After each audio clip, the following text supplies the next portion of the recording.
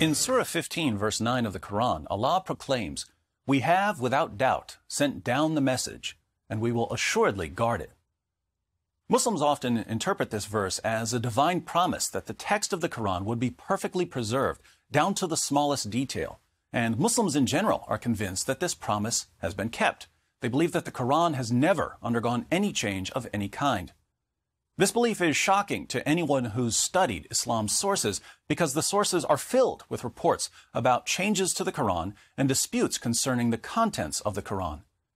Interestingly, the Quran was only compiled as a book because much of it was lost. Shortly after Muhammad's death, the first caliph, Abu Bakr, needed to suppress a rebellion, and he sent many of Islam's most trusted Quran reciters into battle.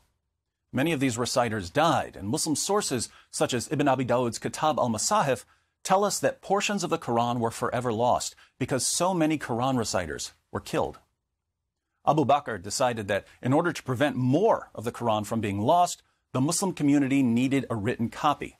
So he had a man named Zayd ibn Thabit collect what was left of the Quran. Entire chapters were missing from Zayd's Quran. In Sahih Muslim, Abu Musa tells the Quran reciters of Basra that the Muslim community had forgotten 2 chapters of the Quran through sheer laziness. One of the chapters was as long as Surah 9. In Abu Ubaid's Kitab Fada'il al-Quran, Aisha says that more than 2/3 of Surah 33 was lost. In Sunan ibn Majah, Aisha reports that certain verses of the Quran were lost because she had the only copy of these verses, and her copy was eaten by a sheep.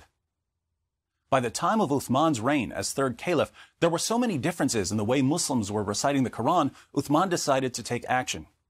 In Sahih al-Bukhari, Uthman orders the Muslim community to send him all their written manuscripts of the Quran, and he burned them all.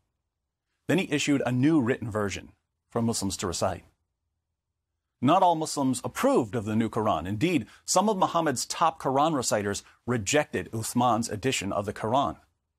In Sahih al-Bukhari, Muhammad told his followers to learn the recitation of the Quran from 4 people. 2 of the 4 people on Muhammad's list were Abdullah ibn Masud and Ubay ibn Ka'b. Ibn Masud claimed that the Quran should only have 111 surahs. He claimed that Surah 1, Surah 113, and Surah 114 were just Muslim prayers and that they shouldn't have been included in the Quran. Ubay ibn Ka'b, another of Muhammad's top reciters, claimed that the Quran should contain 116 surahs.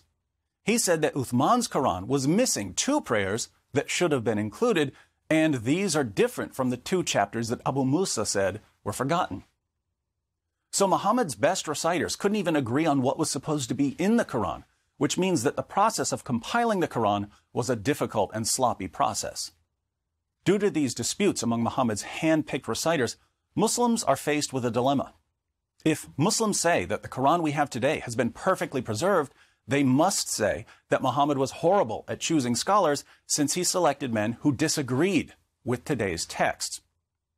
If, on the other hand, Muslims say that their prophet would know whom to pick regarding Islam's holiest book, they must conclude that the Quran we have today is flawed.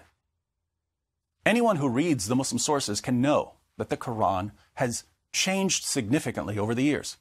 The evidence shows that entire chapters were lost, that large sections of chapters came up missing, that individual verses were forgotten, and that phrases have been left out. Muhammad's best teachers and reciters couldn't even agree on which chapters were supposed to be in the Quran. The early Muslims understood this. When Ibn Umar, son of the second Muslim caliph, heard people declaring that they knew the entire Quran, he said to them, "Let none of you say, 'I have learned the whole of the Quran,' for how does he know what the whole of it is, when much of it has disappeared? Let him rather say, 'I have learned what remains thereof.'" This raises an obvious question. What's the difference between a book that's been perfectly preserved and one that hasn't been perfectly preserved? If Muslims are right, there's no difference at all. The typical characteristics of a book that hasn't been perfectly preserved are missing phrases, missing passages, missing chapters, disagreements about what goes back to the original, and so on. But the Quran has all of these characteristics.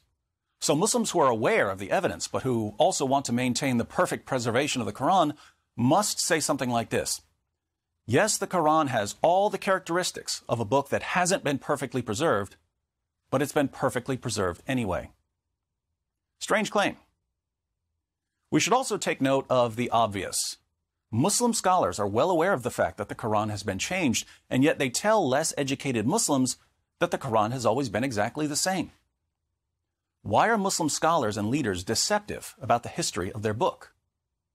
Moreover, if they're willing to deceive their fellow Muslims about the history of the Quran, what else are they being deceptive about?